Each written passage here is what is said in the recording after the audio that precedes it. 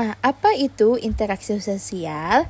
Baiklah, sebelum saya memasuki materi interaksi sosial, saya akan menjelaskan sedikit tentang hubungan sosial. Hubungan sosial merupakan hubungan yang dilakukan oleh individu maupun kelompok. Hubungan sosial berkaitan dengan interaksi sosial. Jadi, keduanya memiliki makna yang sama, adanya hubungan timbal balik. Nah, yang pertama yaitu pengertian interaksi sosial. Interaksi sosial adalah hubungan timbal balik antara individu dengan individu, individu dengan kelompok, dan kelompok dengan kelompok. Contohnya, Anda dan keluarga makan malam. Selesai makan malam, menonton TV dan bercerita mengenai aktivitas yang dilakukan tadi siang. Itulah yang dinamakan dengan interaksi. Baiklah, kita memasuki beberapa pengertian interaksi sosial menurut para ahli. Yang pertama yaitu menurut Gilin dan Gilin. Interaksi sosial merupakan hubungan-hubungan sosial yang dinamis, yang menyangkut hubungan antar individu, antara kelompok manusia maupun antara individu dengan kelompok manusia. Yang kedua, menurut Kaplan, interaksi sosial adalah satu pertalian sosial antar individu sehingga individu yang bersangkutan saling memengaruhi. Nah, yang ketiga, menurut Sujono Sukanto, interaksi sosial adalah sebuah proses mengenai individu dan kelompok dalam membangun sebuah hubungan untuk melancarkan sebuah sistem dalam hubungan sosial. Yang keempat, menurut Walgito, interaksi sosial adalah hubungan antara individu satu dengan individu lain. Individu satu dapat memengaruhi individu yang lain, atau sebaliknya, sehingga terdapat hubungan yang saling timbal balik. Nah, yang terakhir atau yang kelima yaitu menurut Basrawi, interaksi sosial adalah hubungan dinamis yang mempertemukan antara satu orang dengan orang lain, kelompok dengan kelompok, atau orang dengan kelompok. Interaksi sosial berbentuk kerjasama tetapi juga tindakan, persaingan, dan pertikaian. Syarat terjadinya interaksi sosial.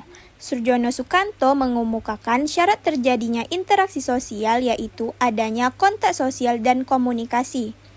Adapun interaksi sosial dapat berlangsung jika terjadi sebab dan akibat atau aksi dan reaksi dari kedua belah pihak. Yang pertama ada kontak sosial. Kontak berasal dari bahasa Latin yakni cum yang artinya bersama dan sango yang artinya menyentuh. Jadi, kontak memiliki makna bersama menyentuh. Kontak sosial tidak selalu terjadi melalui sentuhan fisik. Melalui perantara juga bisa terjadi kontak, seperti berbicara melalui media ponsel atau video call.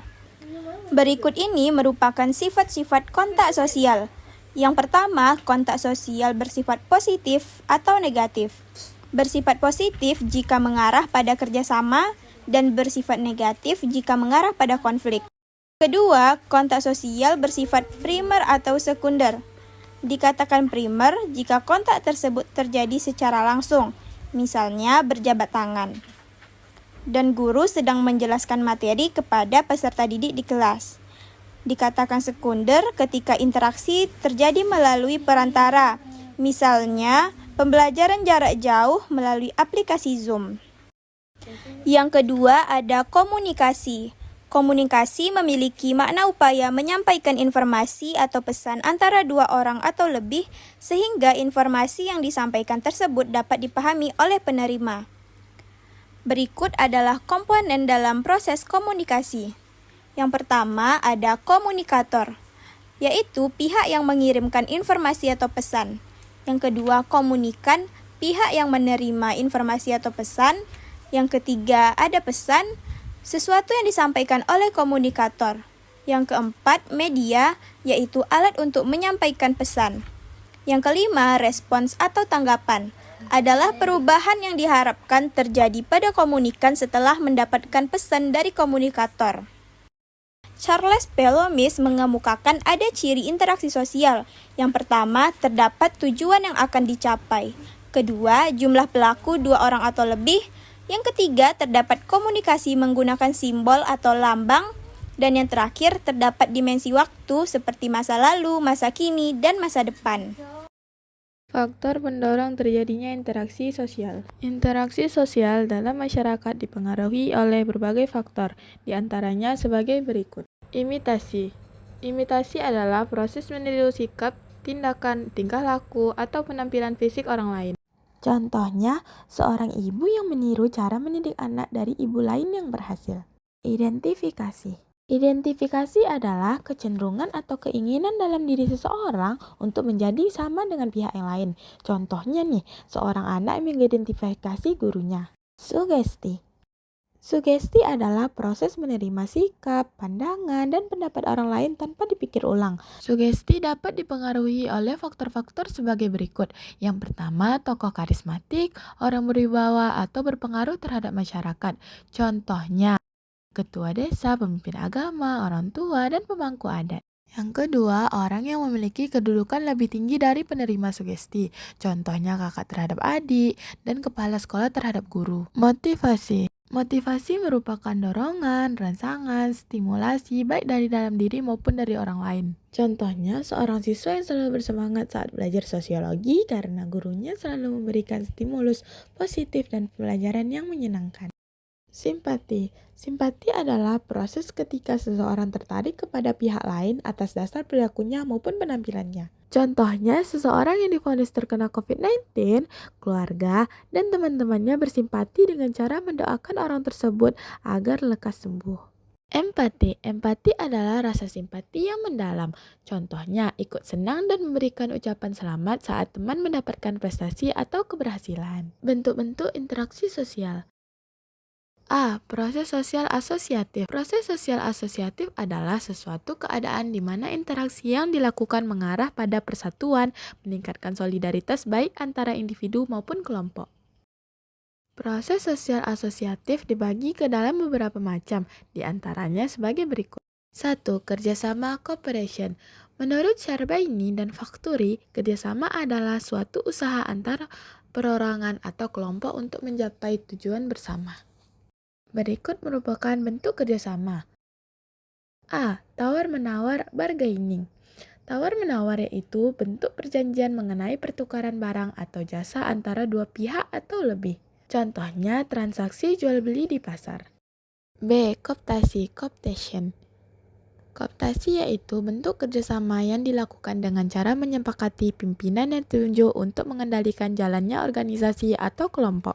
Contohnya, adanya kesepakatan class rules antara guru sosiologi dengan siswa saat pembelajaran jarak jauh. C. Koalisi, coalition.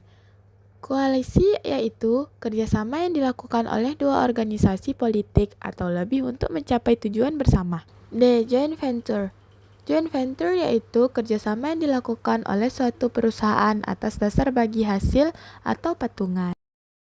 Contohnya, adanya kerjasama yang dilakukan oleh dua perusahaan besar. Selain itu, ada juga beberapa kerjasama yang sering terjadi di masyarakat, seperti kerjasama spontan, kerjasama langsung, kerjasama kontrak, dan kerjasama tradisional. Yang kedua, akomodasi. Akomodasi merupakan keadaan di mana adanya keseimbangan nilai dan norma yang ada dalam suatu masyarakat. Berikut merupakan bentuk-bentuk dari akomodasi. Yang pertama ada koersi. Koersi, bentuk akomodasi yang dilaksanakan menggunakan tekanan dan paksaan baik secara fisik maupun psikologis. Yang kedua ada kompromi, bentuk akomodasi dengan cara saling mengurangi tuntutan agar tercapai suatu penyelesaian. Contohnya, seorang adik dan kakak berebut ponsel. Untuk meredakan konflik tersebut, akhirnya mereka bermain secara bergantian dengan waktu yang ditentukan. Yang ketiga, arbitrase, yaitu bentuk akomodasi dengan bantuan pihak ketiga yang dipilih oleh kedua belah pihak yang berkonflik. Pengambilan keputusan ditentukan oleh pihak ketiga. Kedudukannya lebih tinggi daripada kedua belah pihak yang berkonflik. Contohnya, sengketa dua perusahaan yang kemudian diselesaikan melalui Badan Arbitrase Nasional Indonesia. Keempat, mediasi, yaitu bentuk akomodasi dengan bantuan pihak ketiga tetapi bersifat netral. Contoh, guru BK menjadi mediator terjadinya konflik antar kelas. Yang kelima, konsiliasi, yaitu bentuk akomodasi dengan cara mempertemukan pihak yang berkonflik untuk mencapai suatu kesepakatan. Contohnya, mempertemukan kepala suku dari kedua desa yang berkonflik dan membuat kesepakatan bersama. Yang keenam, ada toleransi. Bentuk akomodasi ini dilakukan dengan cara bersikap untuk menghargai perbedaan. Misalnya, seorang non-muslim menghormati temannya yang beragama muslim. Ia tidak makan dan minum di depan temannya karena temannya tersebut sedang menjalankan ibadah puasa. Dan yang terakhir, adjudikasi. Bentuk akomodasi dilakukan dengan cara menyelesaikan konflik melalui jalur pengadilan. Misalnya suami istri yang berkonflik lalu diselesaikan melalui jalur pengadilan hingga pada akhirnya bercerai dan kedua belah pihak menerima hasil tersebut. Ya, asimilasi. Asimilasi adalah proses pelaburan dua kebudayaan atau lebih yang berbeda menjadi satu kebudayaan baru. Contohnya meleburnya budaya Betawi dan Tionghoa yang menghasilkan kebudayaan baru, salah satunya tari lenong. Keempat, akulturasi. Akulturasi adalah proses penerimaan unsur-unsur kebudayaan yang berbeda menjadi bagian kebudayaan suatu kelompok tanpa menghilangkan ciri khas kepribadian masing-masing. Contohnya, bangunan Masjid Lao Tse dan Al-Imtijaz di Bandung yang merupakan akulturasi kebudayaan Tionghoa dan Islam. B. Proses sosial disosiatif. Nah, ada pun beberapa bentuk dari proses sosial disosiatif, di antaranya sebagai berikut. Pertama, konstravensi. Konstravensi adalah bentuk proses sosial antara persaingan dan pertentangan. Hal ini mengakibatkan adanya upaya untuk menghalangi dan menggagalkan tercapainya tujuan pihak lain. Contohnya, fitnah, provokasi, dan intimidasi. Nah, yang kedua, persaingan atau kompetisi. Persaingan adalah proses sosial yang dilakukan oleh individu atau kelompok untuk memperoleh kemenangan secara kompetitif tanpa menimbulkan bentrok atau kekerasan secara fisik. Contohnya, kompetisi olahraga seperti pertandingan sepak bola atau bulu tangkis. Nah, yang ketiga yaitu pertentangan atau konflik. Pertentangan adalah suatu proses sosial di mana individu atau kelompok menentang pihak lawan untuk memenuhi tujuannya. Namun, tidak semua konflik itu bersifat merusak dan negatif serta berujung pada kekerasan. Contohnya, melalui serikat buruh yang bernegosiasi dengan pengusaha.